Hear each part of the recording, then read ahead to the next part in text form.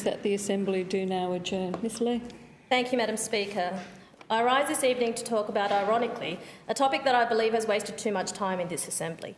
But after having being preached to all morning from the other side of the chamber, I can no longer stay silent.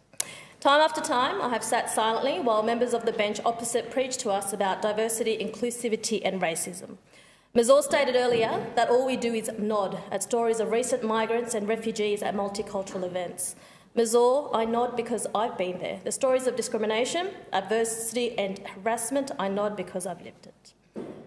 This government apparently stands for the Canberra community, the same government that has spent valuable time in this Assembly to debate federal issues that we have no control over.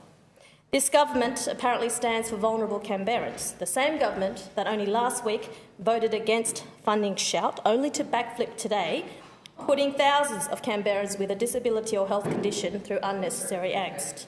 This government apparently stands for diversity and inclusion, the same government that has spent most of today preaching to me about how difficult life is for people from culturally different backgrounds. Madam Speaker, none of the members across the chamber have any idea of what life was or is like for people like me. None of the members across the chamber have been taunted in the playground, being called black toast or ching chong, being told to go back to where you come from. Too many have men say that they have yellow fever and think it's a compliment.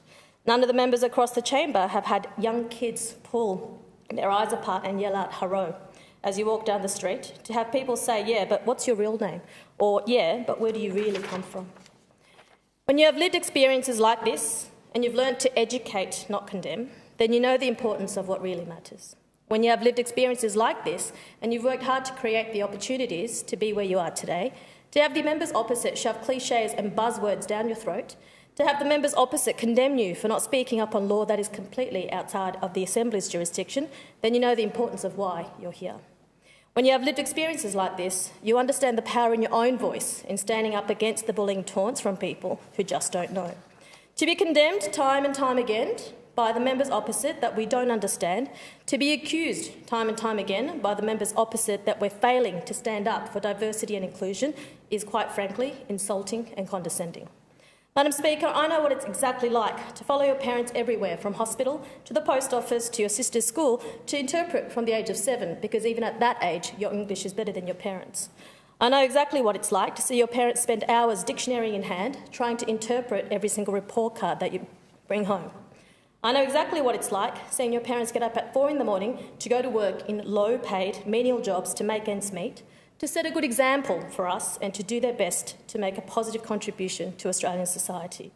And I know exactly what it's like to witness your parents kept awake all night wondering whether the sacrifice that they made to pack up their bags to move to an unfamiliar country will be worth it for a better future for us.